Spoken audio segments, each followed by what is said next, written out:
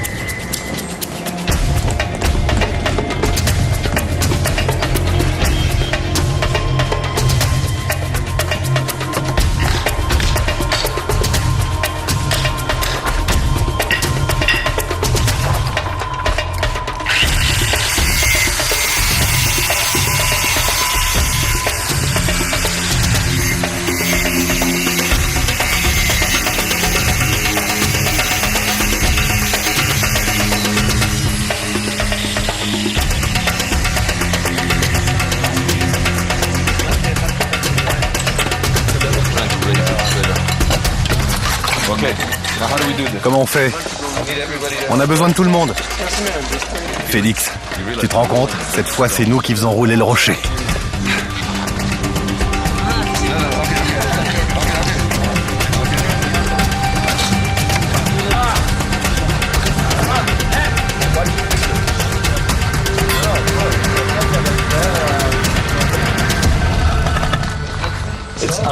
C'est incroyable. C'est elle, Simcha.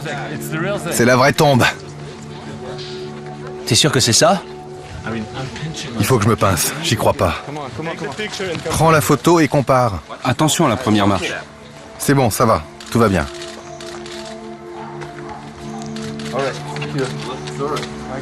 J'y vois rien.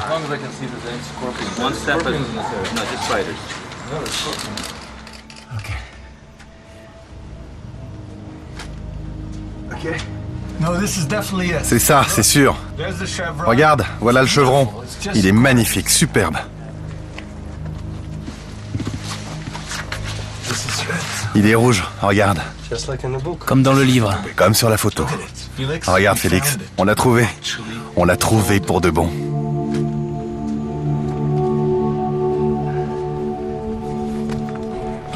J'entre. Allez, on entre.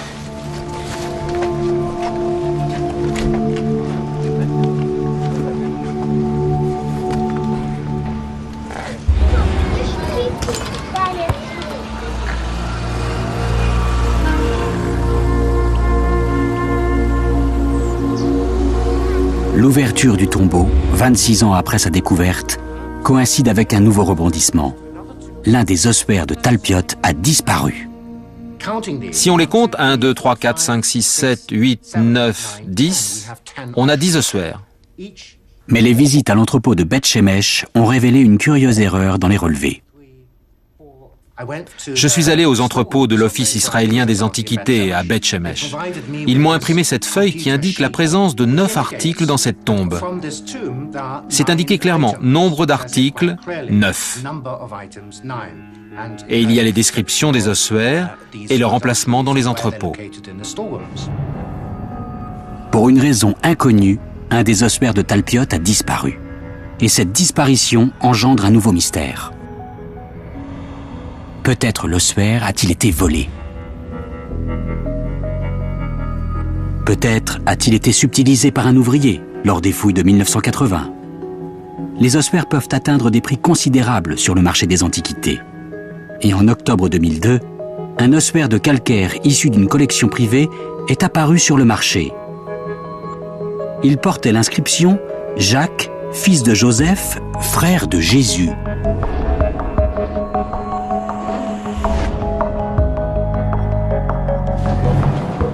Oded Golan, un collectionneur bien connu, a déclaré qu'il avait acheté l'ossuaire à un antiquaire arabe dans la vieille ville de Jérusalem plusieurs dizaines d'années auparavant, mais qu'il ne connaissait pas la signification de l'inscription. C'est l'un des premiers ossuaires de ma collection.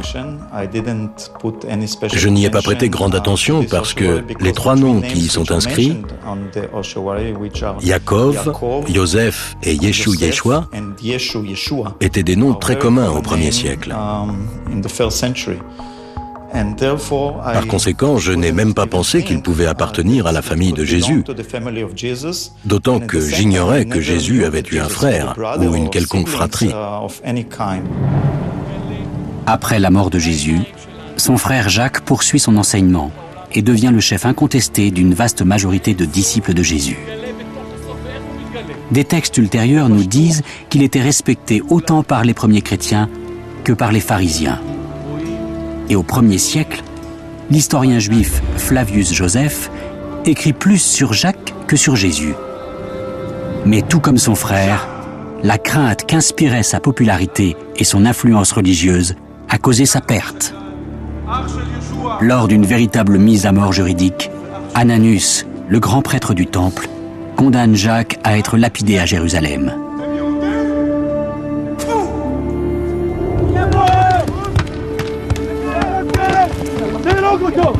Les nombreux récits sur la vie de Jacques le décrivent comme l'un des chrétiens les plus importants de son époque. Il ne serait donc pas étonnant que sa dépouille repose aux côtés de celle de Jésus.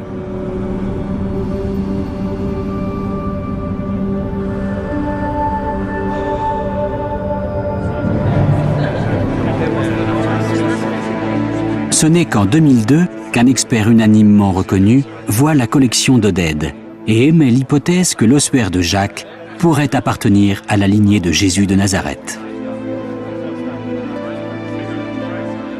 C'est ainsi qu'est née une controverse désormais célèbre, une querelle d'experts sur l'authenticité de l'ossuaire de Jacques.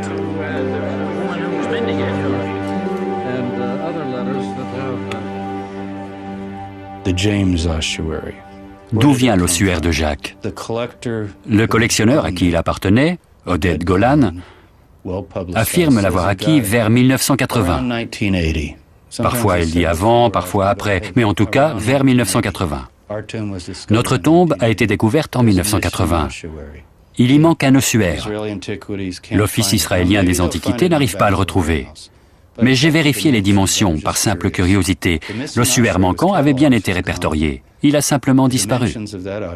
Cet ossuaire a des dimensions identiques à celui de Jacques. Or, beaucoup d'experts ont conclu que l'ossuaire de Jacques était un faux. Mais personne ne dit qu'il est totalement faux. Et maintenant, l'Office israélien des Antiquités prétend qu'il y avait inscrit dessus, à l'origine, Jacques, fils de Joseph. Moi, ça me suffit. Réfléchissez, on a ces 6 noms. Si Jacques est le fils de Joseph, et je ne parle même pas de la mention « frère de Jésus », c'est pourtant ce qui est écrit sur l'ossuaire. Jacques, fils de Joseph, frère de Jésus. Certains disent que la mention « frère de Jésus » a été rajoutée. Et alors, peu importe, ça reste le frère de Jésus. Dans cette tombe, vous avez un Jésus, un Joseph, un Jacques, fils de Joseph. On peut argoter tant qu'on veut, mais l'époque correspond, les noms correspondent, et à mon avis, tout ça fait qu'il s'agit clairement de la famille de Jésus. Mais comment faire pour savoir si l'ossuaire de Jacques se trouvait bien à l'origine dans la tombe de Talpiot? La date et les dimensions relevées plaident fortement en faveur de cette hypothèse, mais seule la patine pourra la confirmer ou non. Au cours du temps, des minéraux et des sédiments se déposent sur les ossuaires à l'intérieur d'un tombeau. Cette accumulation est appelée patine. En l'analysant scientifiquement, on obtient une empreinte chimique et minérale spécifique à un ossuaire ou à une tombe. La patine de tous les ossuaires découverts dans une même tombe portera la même signature.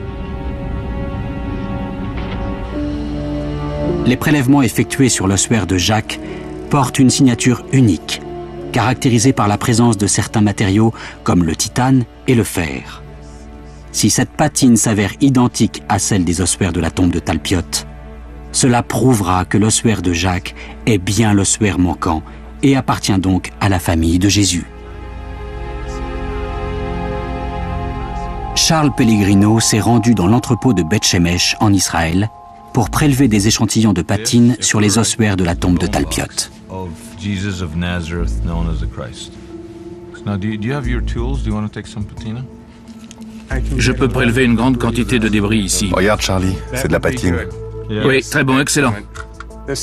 Ça, c'est le 8503. L'inscription « Jésus, fils de Joseph ». C'est un de ces moments où l'on reste sans voix. en pensant que, grâce à la chimie, on touche peut-être l'ossuaire qui a abrité les ossements de Jésus de Nazareth. À la demande de Charles Pellegrino, nous avons prélevé des échantillons de patine pris au hasard sur d'autres ossuaires pour déterminer si leur composition est identique ou non à celle de la tombe de Talpiot. Avec ça, Charlie a largement de quoi travailler au microscope électronique. Si leur composition s'avère différente de celle des ossuaires de Talpiot, alors que celle de l'ossuaire de Jacques s'avère identique, on aura une forte probabilité statistique que la tombe de Talpiot est bien celle de la famille de Jésus. S'il était possible d'obtenir la preuve que l'ossuaire de Jacques était l'ossuaire manquant, cela donnerait un poids considérable à cette hypothèse.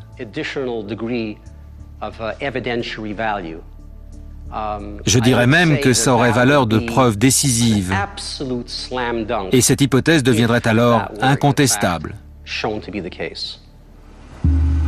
Le laboratoire de criminologie du Suffolk est l'un des plus spécialisés dans la résolution des crimes. Aujourd'hui, nous faisons appel à ses compétences scientifiques pour déterminer si la patine recueillie sur l'ossuaire de Jacques et sur les échantillons prélevés au hasard est comparable à celle des ossuaires de Talpiot. Vous avez vu ce morceau avec une espèce de tunnel tout le long? Oui. Voulez-vous prélever encore un échantillon dans cette boîte, ou ça vous suffit? Oui, je pense que j'en ai suffisamment. D'accord. Oui, je pense que ça va suffire. Oui, monté comme ceci, on pourra l'observer sans problème. Pour l'instant, on prélève simplement des échantillons dans les concrétions à l'intérieur de l'ossuaire. Le fer est un des marqueurs qui donne au sol cette couleur particulière. On a un échantillon pris dans la tombe et un autre prélevé sur les ossuaires de la tombe. On prend d'autres prélèvements qu'on va examiner au microscope à balayage électronique et analyser par sonde à électrons.